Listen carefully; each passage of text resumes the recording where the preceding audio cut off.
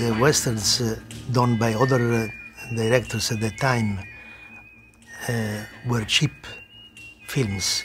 I was the one who started the Italian westerns, and my films were cheap too.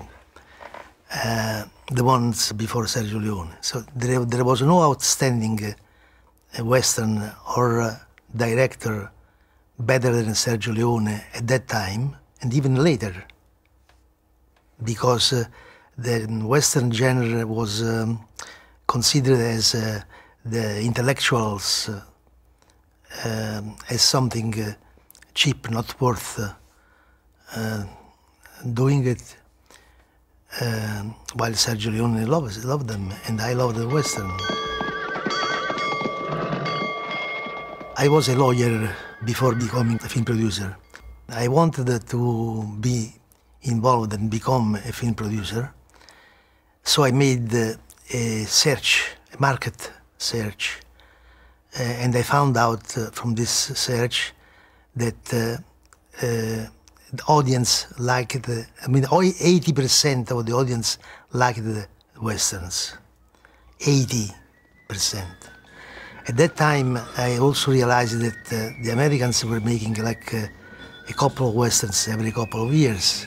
So I thought that for the law of the demand and the offer, if I made a pretty good western, it would be successful.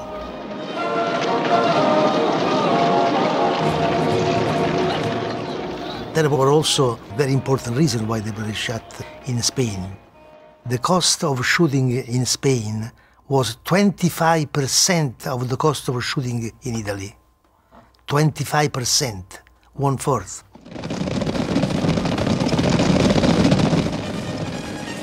For me, work with Leone was, you know, for a screenwriter and director, it's like marriage.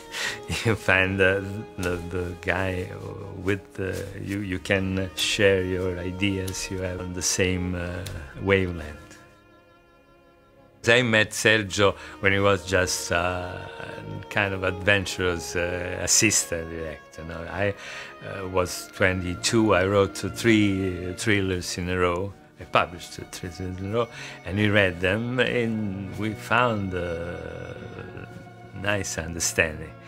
And he contacted me. It was a little tricky, you know, and I was fascinated by his intelligence and talent, but I was a little scared of the movie people, you know. And I did go to Milan to work in advertising. Yes, and he kept calling me on the phone and say, "What are you doing there? Come here, come here." And one day he called me, he said, "Go to see a Kurosawa movie called Yojimbo." I said, "Why?" I said, "Because it could be a Western, Italian Western." I can't believe that. I was just married. I told my wife, "It's called this Leone now. Tell me I'm not alone." And so I've lost this chance. But he called me again to rewrite something in for a few dollars more. Saludos, amigo. I reckon he picked the wrong trail. Or he could have picked the wrong town.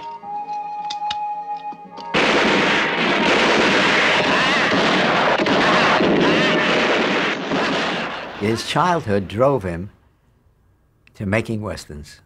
That's the only thing he wanted to make. And in fact, what he did was he copied Kurosawa, the famous Japanese director, on Yojimbo. He saw Yojimbo maybe 100 times, and he ran the in a moviola when he was doing the script. Get 3 coffins ready. And he would run the scene over and over and over and stage it more or less the same way that Kurosawa staged it. Now, you can't go wrong. My mistake, 4 coffins. Charlie Bronson was the exact actor he wanted. The look, the strength, he emanated enormous power. Charlie told me he turned it down. He said, "I'm making an Italian picture about a Western." He didn't even read the script. He ruled the day, of course. Clint was very, very smart. It was like in the movies, silent, and you couldn't understand what he had in his mind, really.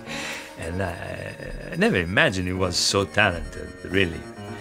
because Sergio used to say jokingly that he had two expressions, no? With a hat and without a hat.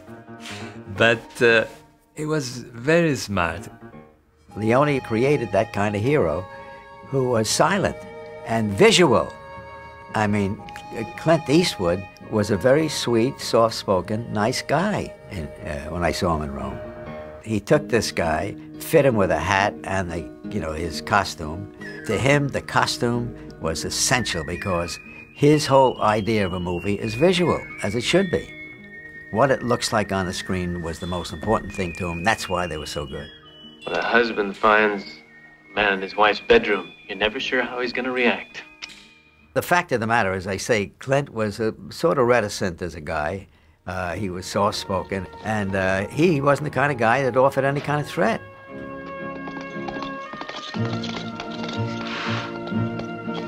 You were warned to get out of town. Once and for all. But Leone put the threat in his image. He did it. I mean, you think about it, Clint showed very little, and that's exactly what Leone wanted. You can picture him as you want.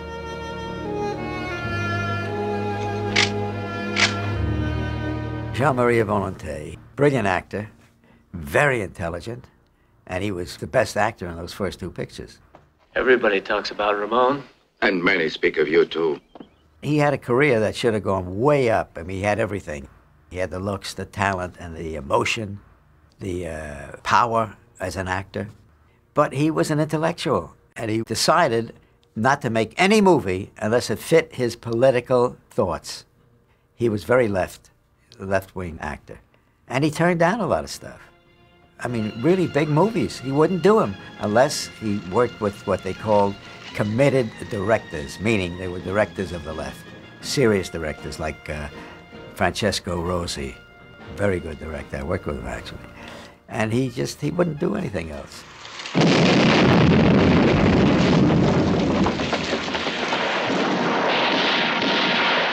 I think that Leone was very conscious to invent spaghetti western.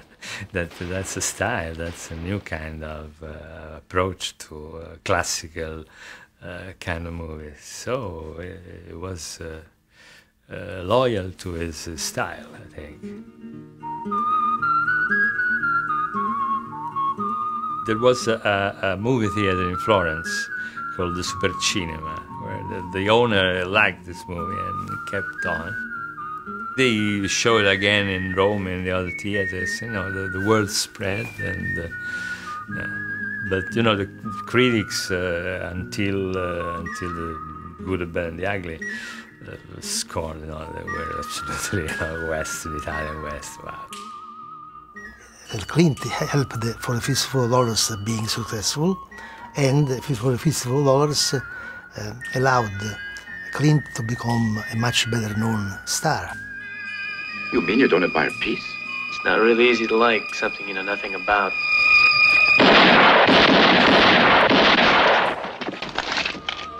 Leone was a different kind of director, actually, but still, he was enormously loved by movie makers all over Hollywood. All of Europe claimed this movie as the best movie of the year, and in France they show it every year. There was no doubt. This man was part of cinema history.